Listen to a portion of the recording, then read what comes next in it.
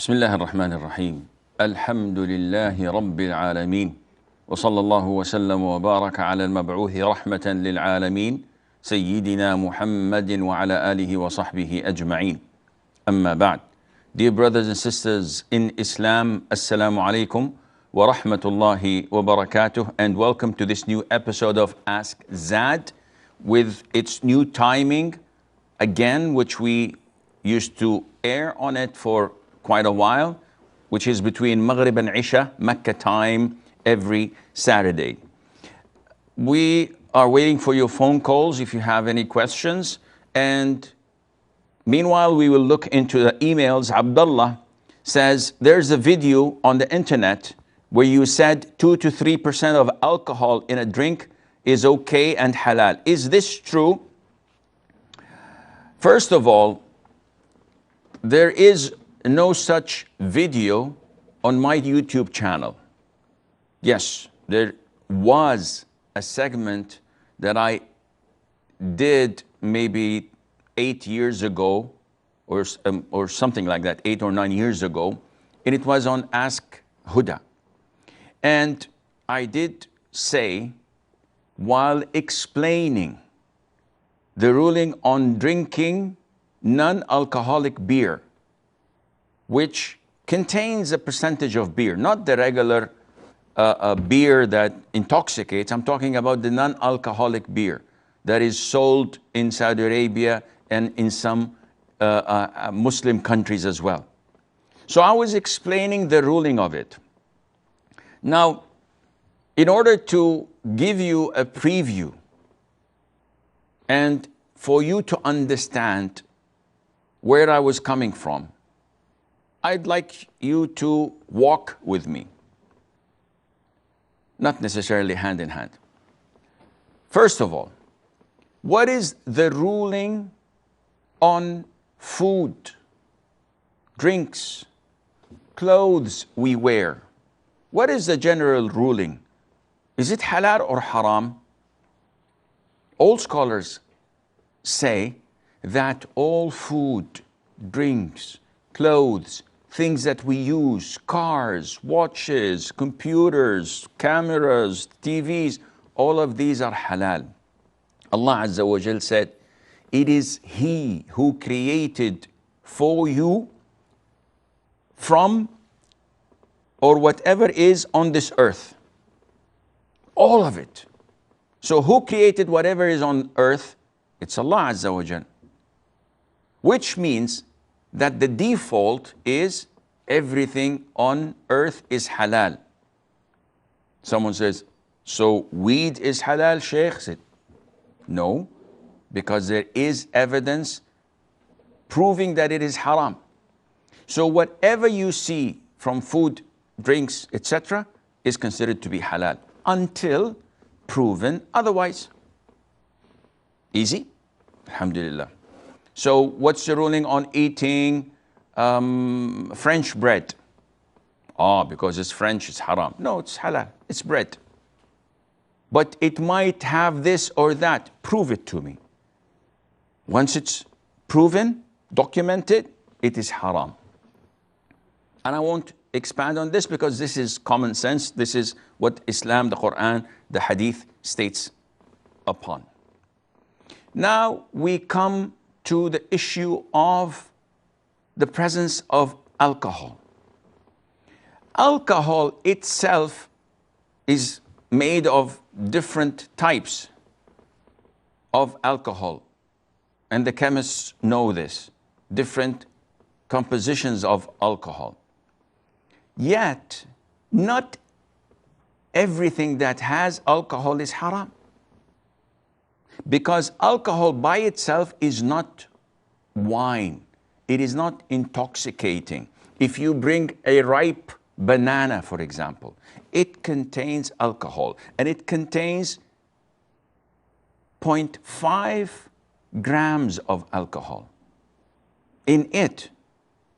So this is a percentage. If you bring orange juice, you'll find that it contains 0.125 grams of alcohol. And if you look, that is per liter. And if you look at the burger buns, such burger buns contain 1.28 grams per every 100 grams of it. So does this make it haram? How would I know? Very simple. As a mufti, as someone who's talking about Islam, halal and haram, we go to the Quran and to the Sunnah. The Quran totally prohibits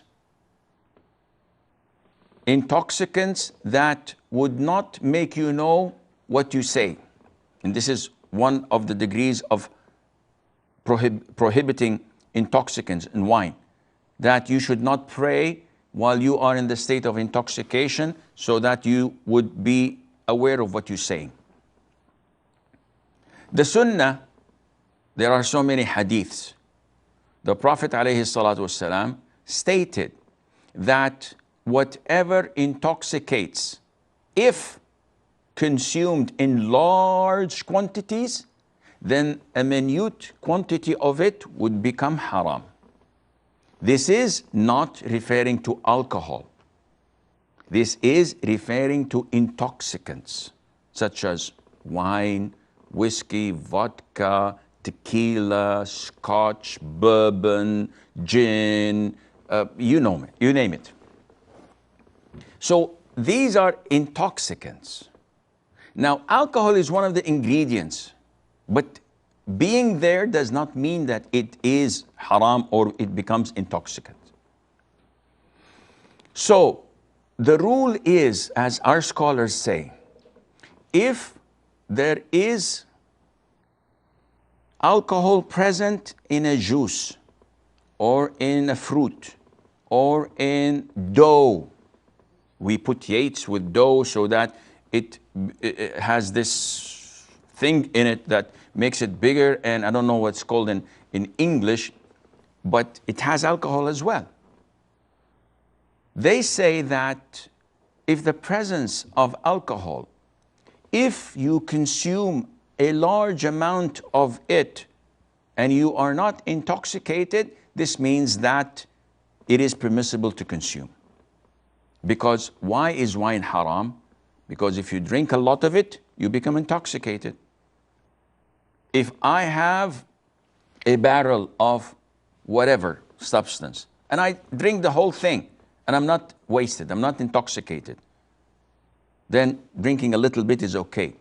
But if I have a bottle of a liquid, of a drink, and if I drink the whole bottle, I become wasted, I become drunk, then a single drop of it is haram. Understood, inshallah? Ya Rab. Hopefully you understand this. Coming back to the question of Brother Abdullah, and I have been bombarded by so many brothers, haters and lovers. Those who love me would advise me out of their love and care. And I pray to Allah Azza wa Jal that He brings all the goodness in this world and the hereafter to them for their kindness and their love. As for the haters, my skin is thick. In the beginning, I used to be depressed and saddened when people speak rudely and they abuse me publicly. But nowadays, alhamdulillah, what doesn't kill you makes you stronger. My skin has become thick. This video that Brother Abdullah is talking about was conducted by an Ahmadi, Qadiani. And we all know how much they love me, because simply we don't pamper them. We say what the vast majority of all Muslims, different schools of thought, different sects, all agree that the Qadiani Ahmadis are kafir, are apostates. They do not belong to Islam. We cannot marry from them. We cannot eat their slaughtered meat. We cannot reply to their salam. When they die, we do not wash them, pray funeral prayer, or allow them to be buried in Muslim cemeteries. This is a well-known fact. It's not from my pocket. Go and ask any respected denomination, organization, Islamic committee, scholars, they all agree on that. So he came up with this video and saying, look at what this sheikh is saying. Out of what? To tarnish my reputation. And he has all the right to do that. It's a free country. Who cares? However, this is not our question. Did you, Sheikh Asim, say 2% to 3% in a drink is permissible because it does not waste? Yes, I did. Do you still stand by this? No, I don't. What do you mean? Akhi, when I talk about Islamic issues, I don't talk from my own self. I'm not a scholar. I don't come up and think, yeah, I think this is halal, this is haram. This is not up to me. I consult scholars, I research issues, and I quote what previous scholars said. I'm not someone who comes all of a sudden and says, Eureka, I came up with something no one else had ever spoken about. I'm the first one to, I don't know how the companions did not figure it out. I don't know how the scholars of Islam did not figure it. This is nonsense. Whatever I say, 99.99% is backed by quotes of scholars. So 2 to 3%, where did you get it from, Sheikh Asim? I got it from Sheikh Muhammad ibn Salih Al-Uthaymeen. And it's on YouTube, and it's in his books, and in his fatwas. This is what he said, that exactly as I explained to you, the presence of alcohol does not necessarily mean that it is intoxicating. However, if a drink such as non-alcoholic beer, which we have in our country, and there's Barbican, there's Musi, there's different kinds of such beer, and he said if it has 1%, 2%, or 3%, this does not intoxicate. So I quoted what the Sheikh said. Now, is it true or not? This is not to me to decide. I have given you the Islamic verdict, which segregates between wine and intoxicants and other foods and drinks that contain alcohol. How would we know? If consuming a lot of it intoxicates you, then this means it is considered to be wine, it's haram. If it doesn't, then drinking a little or a lot doesn't make any difference because it will not intoxicate you. Now, what is the percentage? This is something for the scientists, for the experts to come and say. Some of them, till date, after researching, say that 2.2 grams or around this ratio does not intoxicate. Some say no. The max is 0.5% in a liter or something, or less than that, in 100 milliliter. So it is an issue that scientists, doctors should contribute in. The principle is the same. Nothing changes. The percentage of 3%, yes, I beg to differ now. This was an exaggeration. Sheikh, how dare you quote something you're not sure of? Sue me. Akhi, I give fatwas and I speak and I teach like all other shuyukh over thousands of issues per day. If one makes a mistake throughout the entire 20 years or 30 years of giving da'wah, Allah, this is excellent track record. So don't shoot the messenger. Don't discredit someone just because he made a mistake or two. We can list so many mistakes of great scholars of Islam, great imams of Islam, but this doesn't discredit them. And it's not fair to only point out a single mistake in an ocean of goodness and of correct aqidah, correct fiqh issues, correct fatwas, correct advices, and you just come to one single thing. So, to sum things up, fairness is part of our religion. Allah Azza wa Jal tells us in the Quran, which the Qadianis don't believe in, if you hate a people, you must be fair, and your hatred must not make you transgress. This is what we as Muslims are obliged to do. So going back to the issue, I have talked about this so many times. I'm getting old, I'm getting tired. I hope this explains to you that everything is halal until proven otherwise. When we have this drink that has percentage of alcohol, you have to look whether consuming, if I consume of the local beer, non-alcoholic beer that we have here in Saudi Arabia, a full pack, a 6-pack, nothing would happen. You have to go to visit the loo every 5 minutes, but nothing would intoxicate you because it does not intoxicate, and I hope this answers your question. A brother says, is doing wedding photography permissible?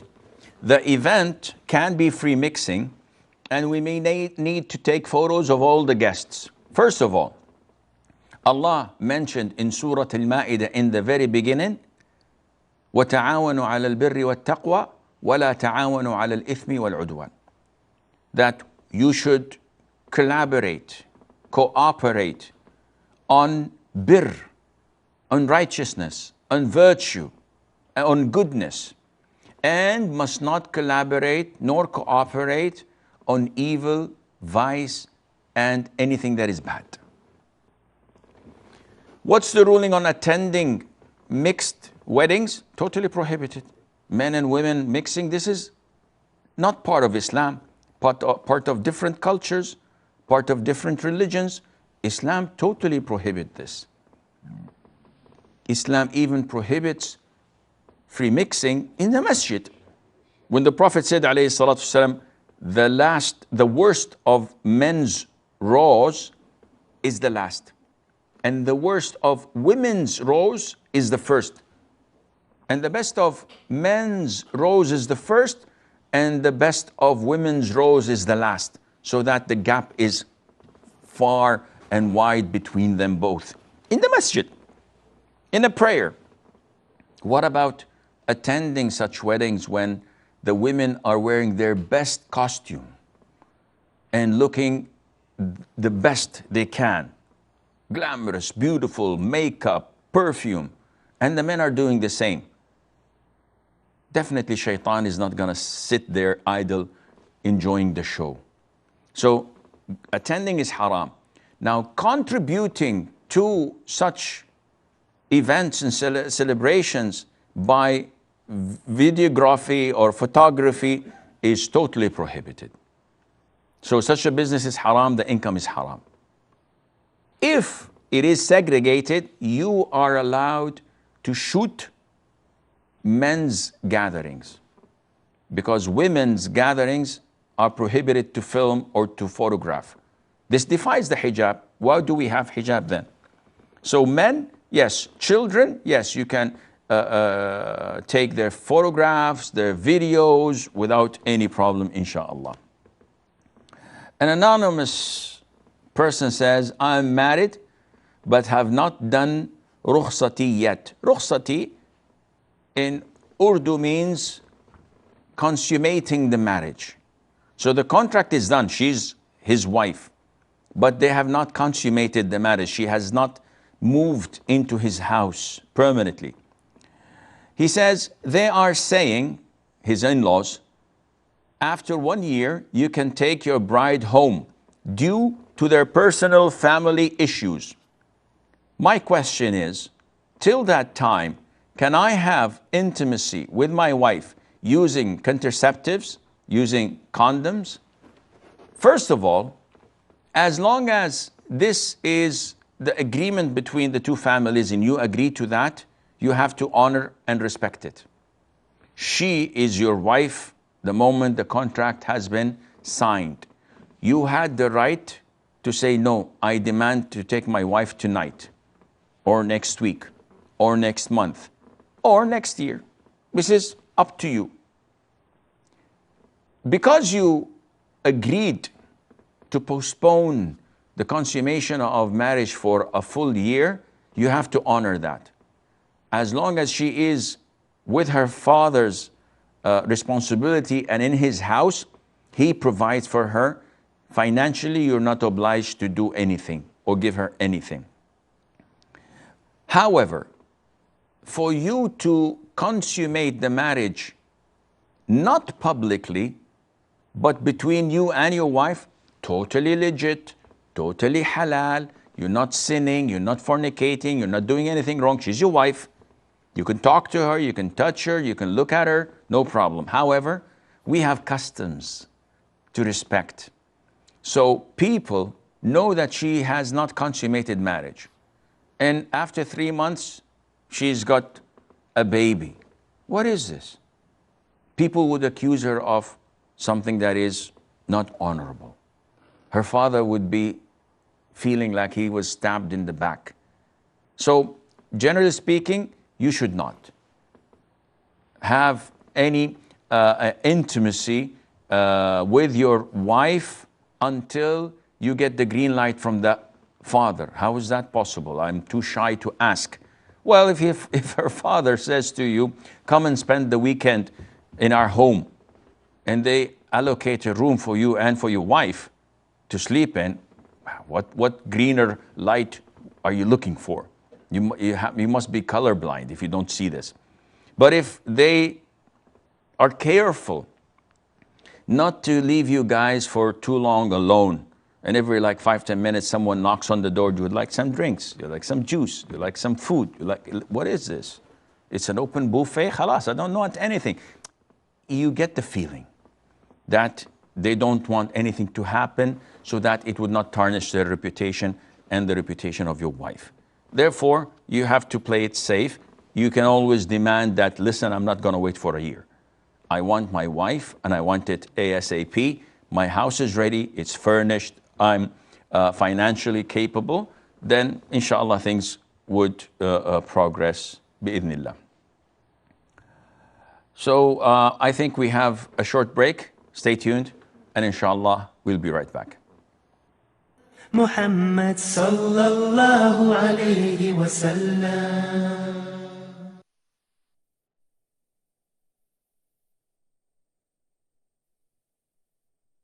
Assalamu alaikum wa rahmatullahi wa barakatuh. Today I'm going to talk about the book Interactions of the Greatest Leader.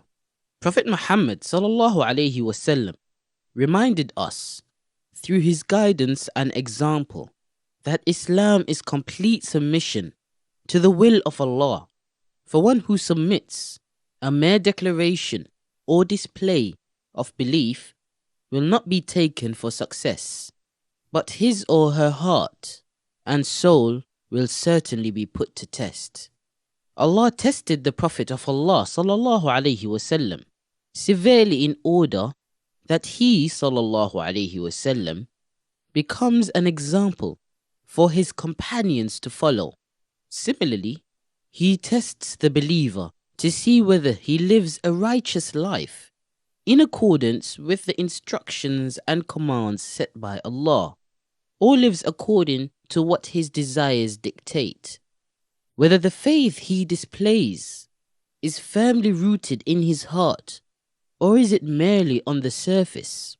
He will be tested to see whether he will continue to have faith and love of Allah when in a calamity, as he does when in comfort, whether he will continue to remember and worship him if given bounties and comforts of life, as he does when he lives a modest life. Allah will undoubtedly test him to see if his faith, trust and love of him is unconditional, or is it conditioned upon good health and a comfortable life, free from stress and anxiety. The Prophet of Allah sallallahu alaihi wasallam showed us through his own example that for a righteous Muslim, this life is a testing ground where he will continue to be tested until he meets Allah. For him, tests will be conducted on earth while he lives, and not after he dies. He knows that as soon as death arrives and he steps into the next world, his tests are over. There, he only receives the result of his tests and enjoys the fruits of the deeds that he committed during a short span of time called life.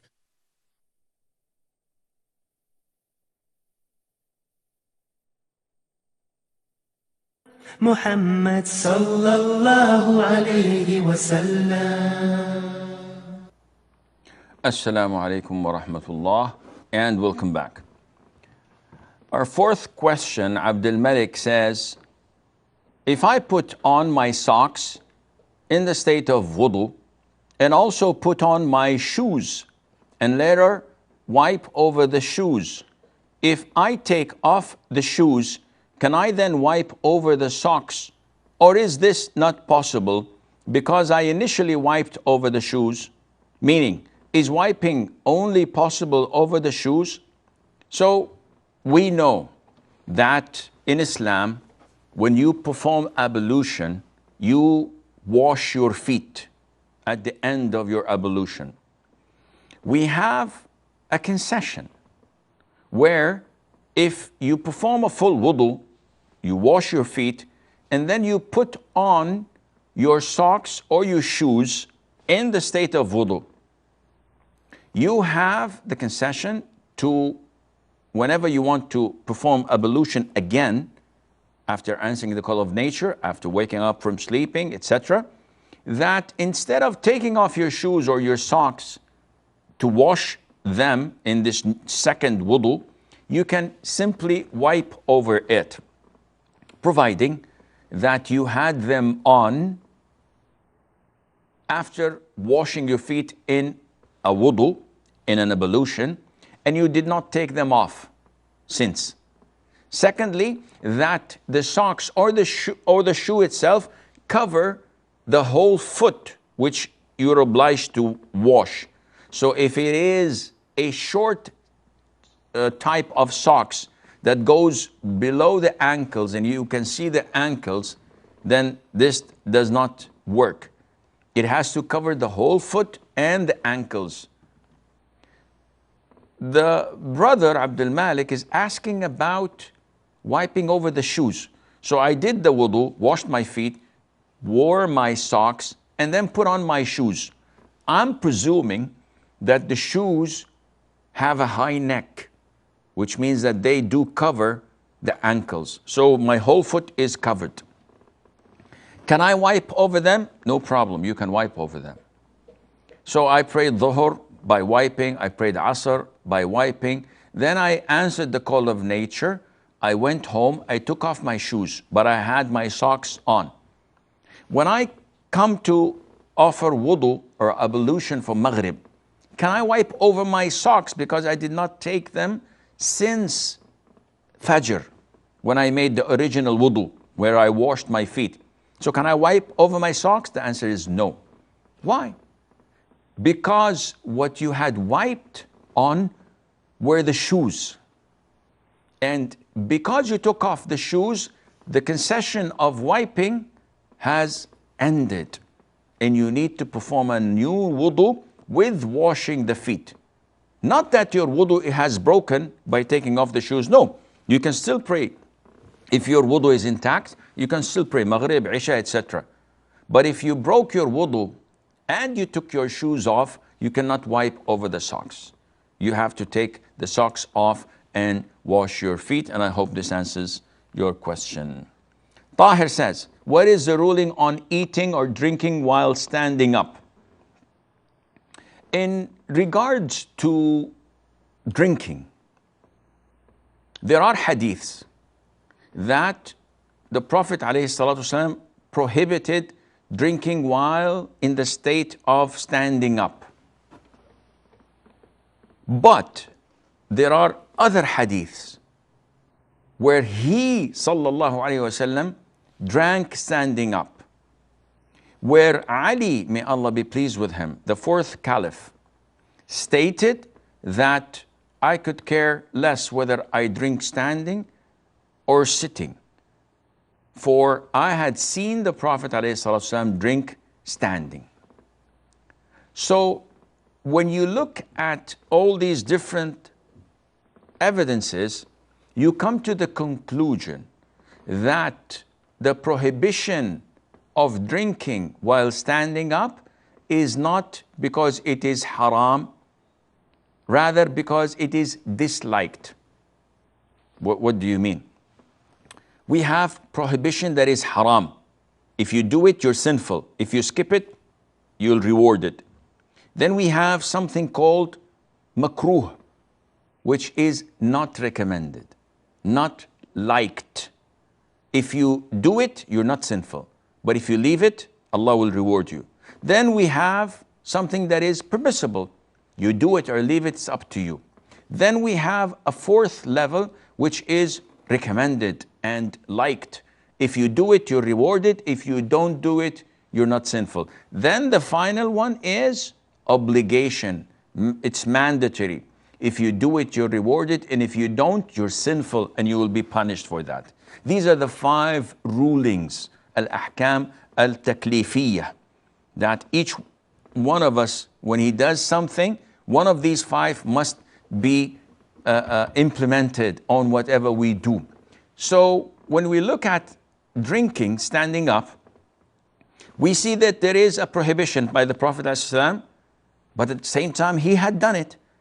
Not only he, even Ali, Uthman, Umar, may Allah be pleased with them all, they all drank standing up.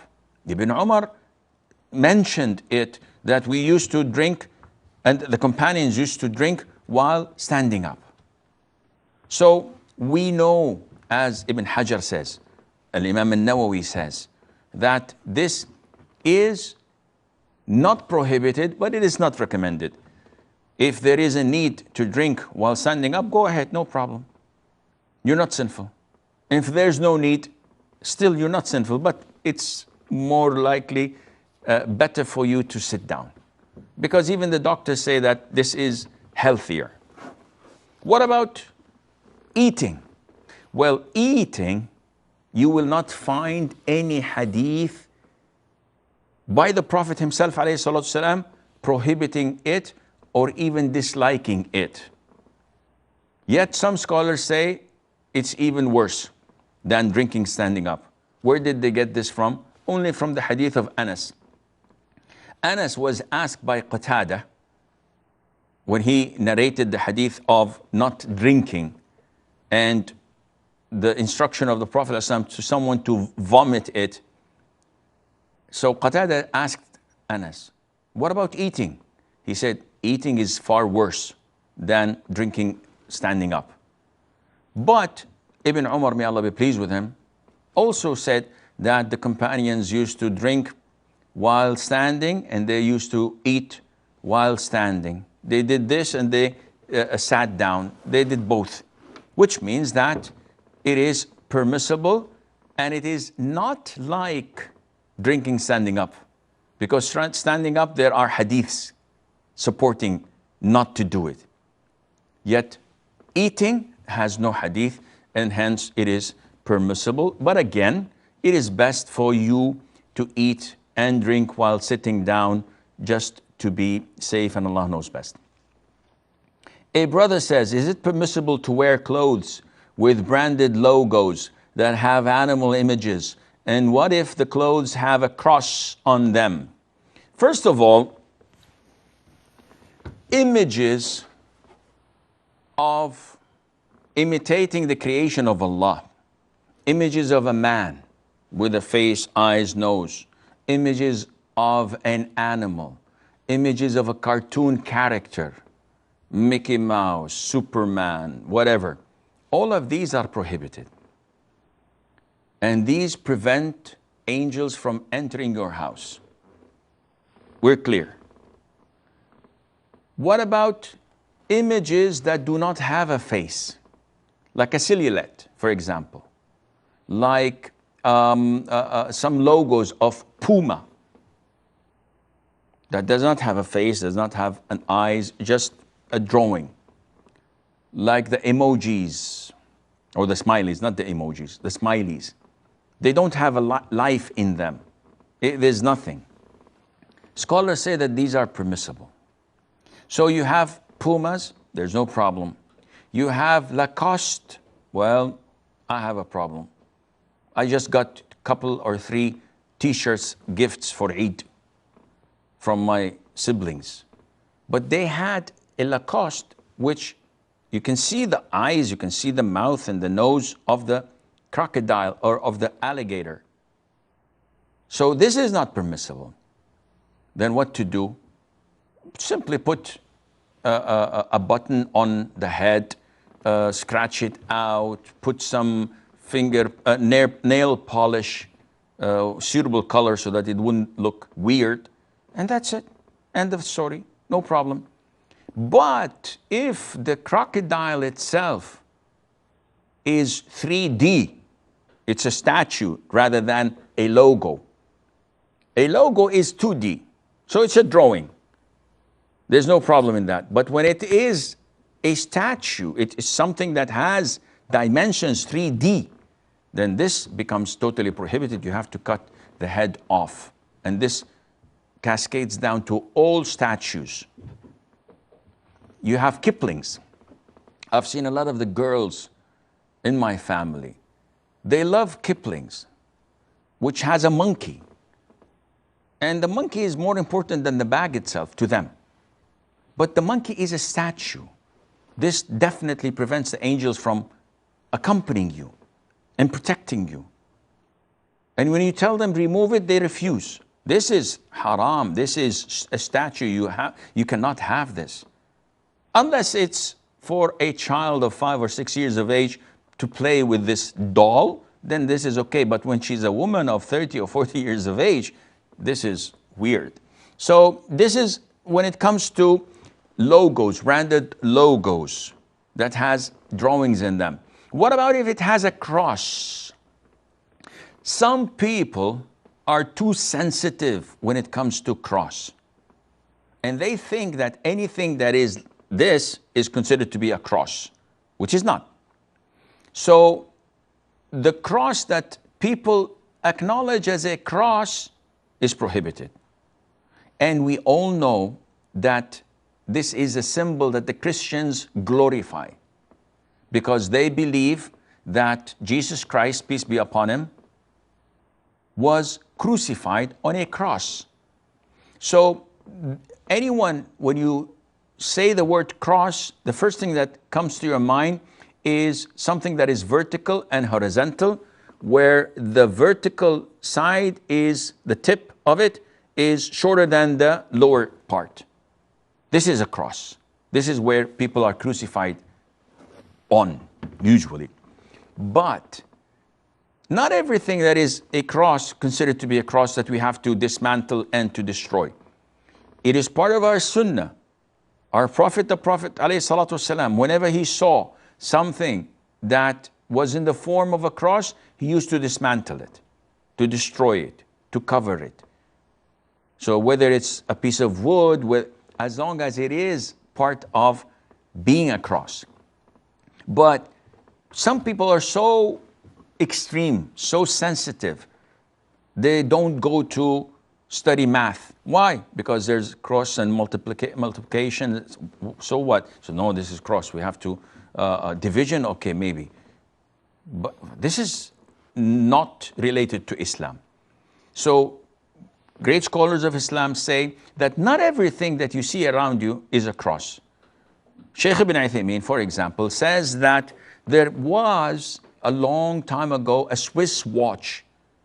And we know that Switzerland has their logo as a cross, like in the Red Cross, which are all equal. And such a cross does not relate to the cross we were just talking about. So he said that we asked the manufacturers of the clock whether this Abu Salib, it used to be called, Is this a real cross? I said, no, this is not related to a cross. Like Mont Blanc, for example. They have this star, which some people call David star, and it is not. It is referring to the tip of a mountain covered with snow. And it has nothing to do with David's star. So some people come and say, oh, this is haram to wear. You should not wear this, Sheikh. This is resembling the Jews and loving. This has nothing to do with it. So again, coming back to the story, if you have a cross that signifies, that indicates that this country is a Christian country, they're honoring their cross and they're putting it in their flag, you have to remove this. Because this is a cross. But if it's something like the Red Cross, like some of them knives and stuff that has this Red Cross on it, this seems okay, inshallah. If you remove it, jazakallah khair, but don't be too sensitive over such issues. Maryam says, what's the Islamic ruling on donating blood, especially in blood banks? Can we donate to a non-Muslim? Donating blood to a blood bank is a good deed that Allah would reward you for. Because helping humanity is something that you will be rewarded for, whether a Muslim or a non-Muslim. There's no problem at all in donating blood, because this is a humanitarian thing. However, you cannot charge, you cannot sell your blood and make money out of this, because this is totally prohibited. Muhammad from Jordan. Hi, Sheikh. How are you? Hayyak Allah. Thank you for this useful program. Yes, sir. I want to ask about what is the rule to watch programs and films and some videos have sexual suggestion and some means bad and don't have any manners. Okay. Okay. Any more questions? No, thanks you. Barakallah fiqh. Brother Muhammad from Jordan says, what's the ruling on watching movies, TV series, stand-up comedian programs, any kind of what they call nowadays entertainment that has sexual implications, insinuations, hints, bad words? Akhi Muhammad, all of this is totally prohibited in Islam. Now, I'm talking about Islam. I'm talking about Quran and Sunnah. Nowadays, unfortunately, Muslims have been brainwashed. They don't look at things from the perspective of halal and haram. They don't want to know whether Allah approves of it or not, though they know deep down that this is prohibited and Allah Azza wa Jalla is angry with them. But people don't care. People are so drifted away from Quran and the Sunnah, they just look like Muslims, talk like Muslims, but actually, when push comes to shove, they might not be Muslims. So anything that has music, any program that has men and women mixing, or women who are not abiding by the hijab, and there's no program that you find women abiding by the hijab. This is not the hijab. When she has full makeup on, 5-10 kilograms of foundation and shading and mascara and all these, the whole 9 yards, and then she's covering her head. What is this? I'm hijabi. No, you're not hijabi. Give me a break. This is haram. If it has music, it's haram. If it has obscenity and profanity, the words that they use, the context of the program of the film, it's haram. All of these are tools of shaitan to brainwash us, to make us freaks that are not related to our religion, to Islam, the religion of purity, the religion of peace, the religion of chastity, the religion of righteousness. The Prophet ﷺ said, the believer is not a slanderer, is not someone who uses obscenity and profanity, does not curse. And all what we see, all what we're bombarded by through entertainment is things that take you out of the circle of Islam into the circle of evil. May Allah Azza wa Jal protect us. Fatima says, what's the ruling on singling out Friday or Saturday for fasting the 6 days of Shawwal? And what about the missed fasts of Ramadan and other obligatory fasts? The most authentic opinion is that the Prophet said, alayhi salatu wassalam, do not specify Friday by fasting. In Sahih al-Imam Muslim, the Prophet said, do not specify the night of Friday with night prayer, and do not specify the day of Friday with fasting. And in the authentic hadith, the Prophet comes home, meets one of his wives, finds her fasting. And that was on a Friday. He asks her, did you fast yesterday? That is Thursday. She said, no. Do you intend to fast tomorrow, which is a Saturday? She said, no. He says, break your fast. Now, the Prophet ﷺ did not ask her, why are you fasting? When he said, do not single out Friday with fasting, he did not make an exception. It's a general rule.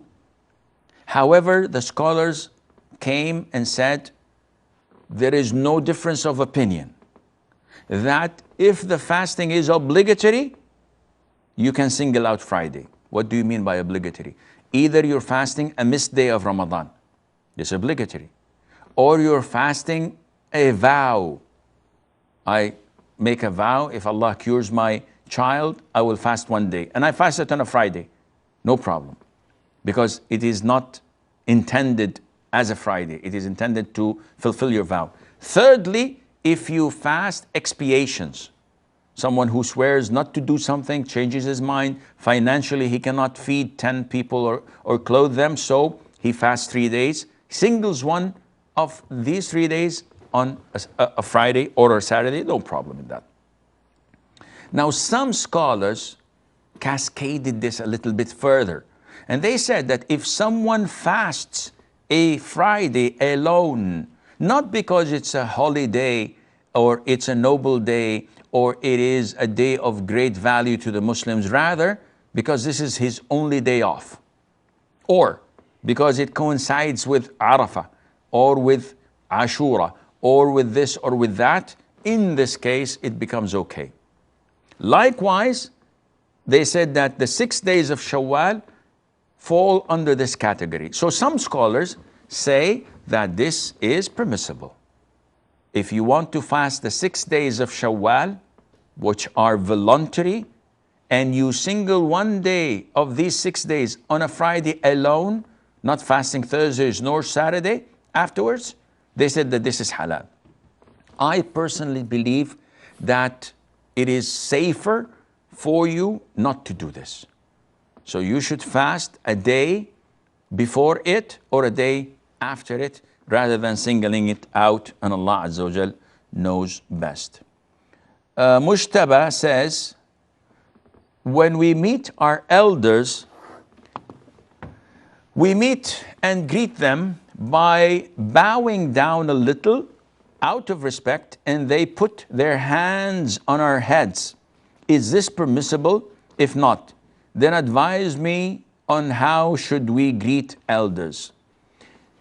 This mujtaba includes bowing, which bowing is a ibadah, is a form of worship to Allah Azza wa Jal. Muslims do not bow, do not prostrate, other than to Allah subhanahu wa ta'ala, because this is a form of worship which cannot be diverted or redirected to any other than Allah Azza wa Jal.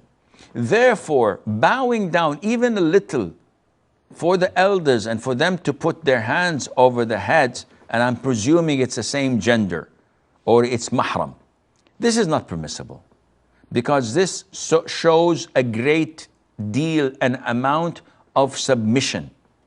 So you are submissive to this uncle or to this grandfather, and you're bowing your head and you're waiting for the blessing of him touching your head. All of this is not permissible. So what to do, Sheikh? If we don't do this, they become angry. This makes it even worse. See, kissing the hand of a parent is totally legit. Kissing the hand of a scholar is permissible if it is a form of getting closer to Allah, not a form of praising this scholar. The scholars say, such as Imam Nawawi and others, if the person you're kissing his hand is giving you his hand to kiss, like some of the officials and the big shots, they expect everyone to kiss their hands or to kiss their ring. If someone does this, it becomes more prohibited for you to do that. You should not do this, even if he becomes angry, because then this is a form of humiliation. He's humiliating you by you kissing his hand. So what do you think about someone who expects you to bow to him? But what about the Japanese? It's a culture in Japan and maybe, I don't know, if in Korea or somewhere else, where they just, bow down and konnichiwa. This is not permissible. It's a cultural thing. But when Islam comes, it transforms you inside out. So whatever is permissible in our religion, you have the green light. If not, then you have to refrain. Whether people are angry or happy, this is not our problem. My problem is that Allah would be happy with me. Shanaz says, I have a small doubt and hope you can clarify at your earliest, inshallah. Okay. I just want to know the practice of reciting a surah from the Quran before starting a meeting or a halaqah, a circle, or any sort of gathering is sunnah, or is it an innovation? Did the Prophet ﷺ and his companions legitimize this? The answer is that what is happening nowadays in all conferences, in all gatherings, in masjid lectures, in university graduation ceremony, you have someone coming, reciting a Quran, a page or so, and then they continue to do their function. This is a clear innovation. The Prophet never had done this, alayhi salam. The Imams of Islam had never done this in Islam. This is something that came like maybe less than 100 years ago. Before that, it was never present. However, if this is done randomly, or if it is used to something that is beneficial, meaning that I have a lecture on Hajj, and they inaugurate my lecture with a recitation on Hajj. So the guy recites verses of the Hajj, I comment on these, give interpretation, tafsir, and I go into my lecture. This is totally legit. But to have this done every single time, this is an innovation. Nuwaira says it is permissible to fast or make an umrah if we want any halal wish of ours fulfilled. This is not part of the sunnah. Don't go for umrah for this reason. Go for umrah because it's a blessed form of worship, it's a blessed place, it's a blessed time, and while you are at it, make dua. This is totally legit. But to simply fast, not to worship Allah, rather to get your dua fulfilled or answered, this is not permissible. If someone does a form of worship for the sake of Allah, anticipating worldly reward from that, there's no problem in that, insha'Allah. We have a couple of questions more, but I think that we are already running out of time. So until we meet next Saturday between Maghrib and Isha Mecca time, I leave you fi amanillah. Wassalamu alaikum wa rahmatullahi wa barakatuh.